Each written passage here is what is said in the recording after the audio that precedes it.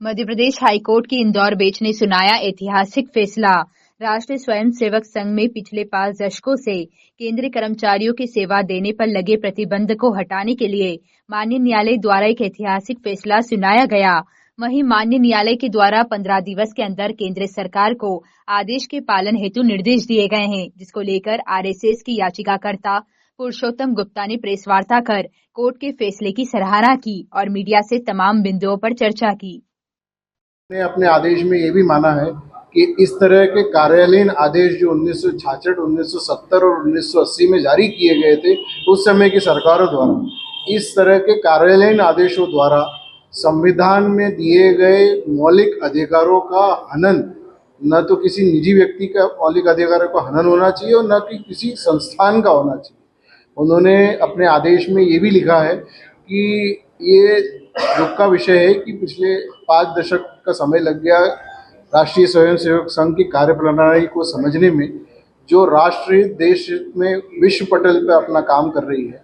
तो इस तरह के किसी भी संस्था को आप किसी भी आधार के बिना, किसी भी ठोस साक्ष्य के बिना आप ये नहीं ठहरा सकते कि इनका काम या इनकी कार्यप्रणाली सांप्रदायिक प्रवृत्ति की।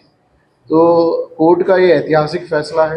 दूसरी महत्वपूर्ण बात यह है कि सिर्फ केंद्र के कर्मचारियों पर यह प्रतिबंध था, राज्य के कर्मचारियों पर यह प्रतिबंध नहीं था। तो हमारा एक विषय ये भी था, एक आधार ये भी था कोर्ट में कि भाई इस तरह का भेदभाव कैसे हो सकता है कि आप राज्य में जो कर्मचारी कार्यरत हैं उनको स्वतंत्रता है शामिल होने में सभी कार्यक्रमों में, और केंद्र के कर्मचारियों को नहीं है।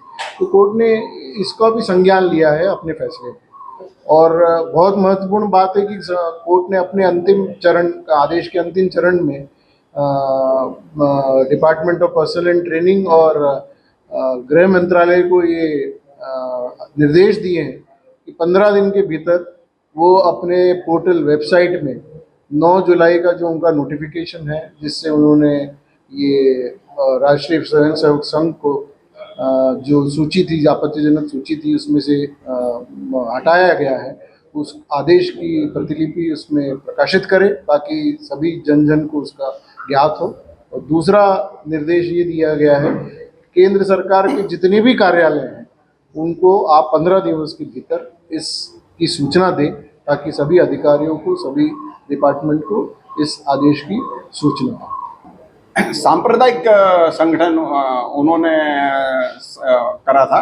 ये कोई सांप्रदायिक संगठन नहीं है, ये सामाजिक संगठन है जो समाज की सेवा के लिए बना हुआ है। और उसके कई अनुषंगिक संगठन है जो कार्यकर्ता वहाँ से निकलते हैं शाखाओं के माध्यम से या अन्य क्षेत्र में।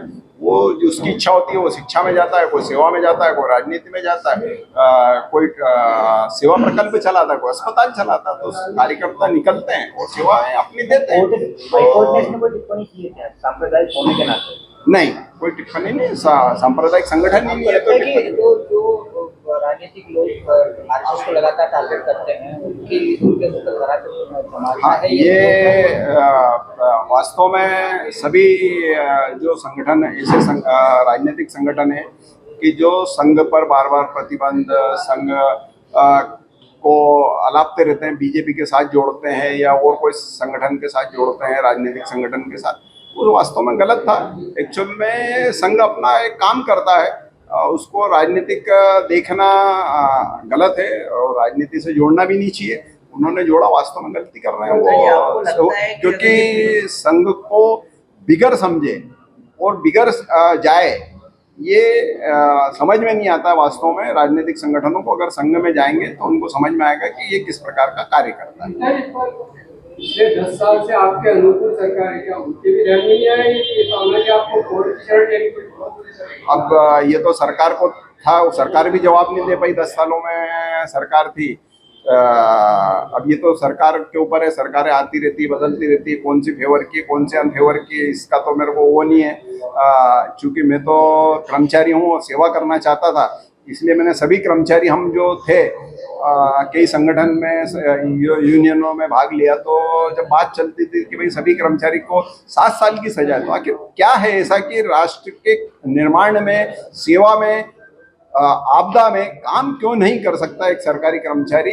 उसकी चाह के भी इच्छा तो तो ये मेरे मन में सरकारी नौकरी के बाद काफ़ी पीड़ा रहती थी। तो मैं काफ़ी व्यथित था और काफ़ी कर्मचारी व्यथित रहते थे कि ऐसा क्या कारण है। चूँकि मैं माध्यम बना, अब ये सरकारों को निश्चित करना है वास्तव में कि उन्होंने क्यों लगाया था। ये विचार करेंगी जो पुरानी सरकारें हैं जो संविधान की बात करते हैं, वो इस पे विचार करेंगे। वकील साहब से मेरा सवाल था सर, क्या इस फैसले के बाद जो कर्मचारी अभी काम में